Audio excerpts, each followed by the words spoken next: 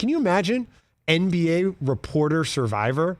Like, can Lang Whitaker survive off the land? Would Cassidy Hubbarth be able to build a fort? I would love to see NBA journalist Survivor. I know which ones I'm not trusting on the island. Ramona Shelburne with like a bow and arrow. It'd be amazing. Who's doing all the fishing? Oh, Rick Bucher.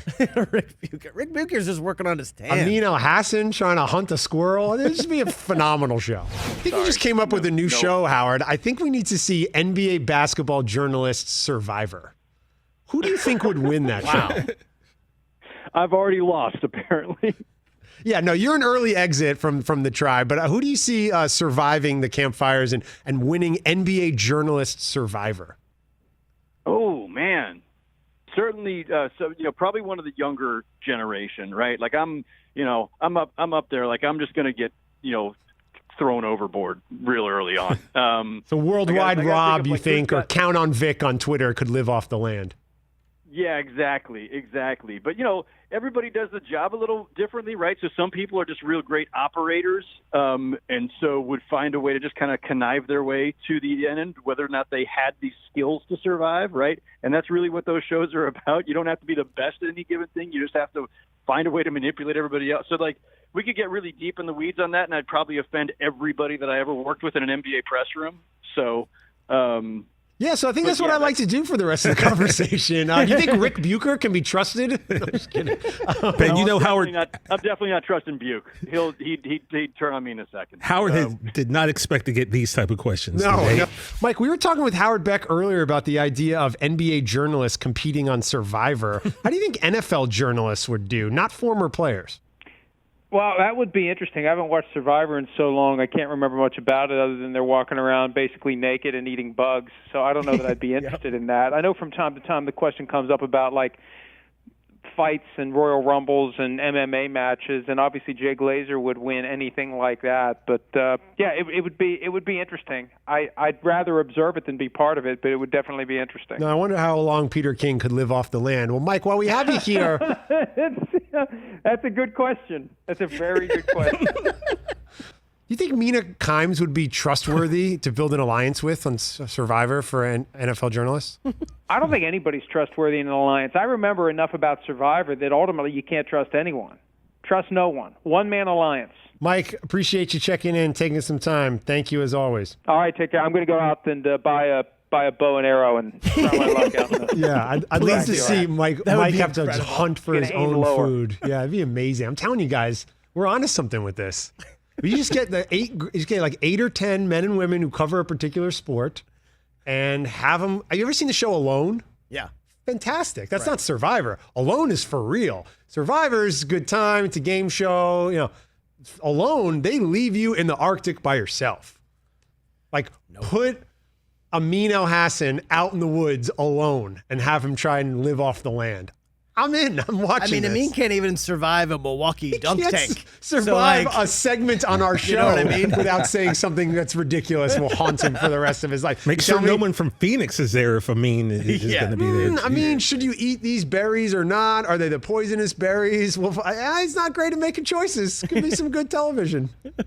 I'm in. This is a fantastic idea. It's such a good idea. Who's in charge of building the shelter for on NBA Survivor? Well, on Alone, you have to build your own shelter, so everyone has a different approach. So I could see, like I said, Mina Kimes, she's collecting moss and twigs and building it over time while, Dan Patrick's looking for a cave or something. I think it'd be this is really a great good. idea. We're gonna flesh it out. We're gonna bring this up with Rich too, SportsCenter host Survivor. Come on. Oh man, that's obviously Trey Wingo, right? Doesn't that guy just tell you he lives off the land? He's always golfing, but yes. Oh man, just the mind takes you some weird places when you sit in this desk. Thank you, Rich. I really appreciate it. Can you imagine Sal Palantonio having a hunt for his own food? I'm telling you, Jeff Darlington gets kicked out first. That guy looks shady. I cannot trust. What do they call it? They call it tribal council. Tribal council. I thought we had a partnership, Tom Rinaldi. No, you backstabbed me. Oh, Rinaldi, don't get me started. Rich, this is what happens when I host the show for you. We go down the rabbit hole with Howard Beck talking about which NBA journalists would win on Survivor. We were thinking with you on now, which of your former colleagues from SportsCenter over the years do you think would live off the land the best on one of those types of shows? Howard Beck was so confused for the first 5 minutes. He didn't know what was going on. Let me think about this. This is a good one. Like, who's going fishing? Like, is Craig Kilborn, like, using the I don't know how many anglers there were. Right. Like, does Trey Wingo know how to skin a squirrel to eat it to survive? I don't know. Kenny Mayne is the one most likely to have a conversation with a volleyball.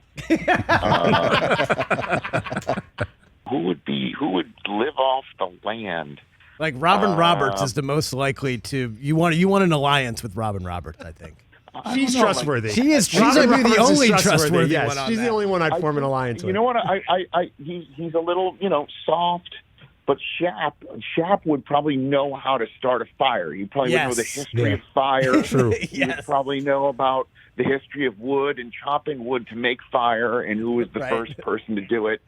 So, I mean, I think he would probably know how to survive. Fascinating question, Ben. Like I said, we go down the rabbit hole when you're not around, and this is the kind of stuff we put in the old Google machine here. I don't know what I don't know if it means anything for what it's worth. We go down a lot of rabbit holes as well when I'm there too. So, I mean, there's a lot of rabbit holes. I think it's I don't recall there being any survivalists. Well, obviously, in Bristol, Connecticut. Rich, we would follow Charlie Steiner to freedom, right? Well, I mean, yeah, when everything went haywire with Y2K, Charlie was there with a lantern. So that did happen. But that's a good one. I don't know if any of us would survive. I don't know. Hey, you watched all the way to the end. Thanks for that. Watch more right here.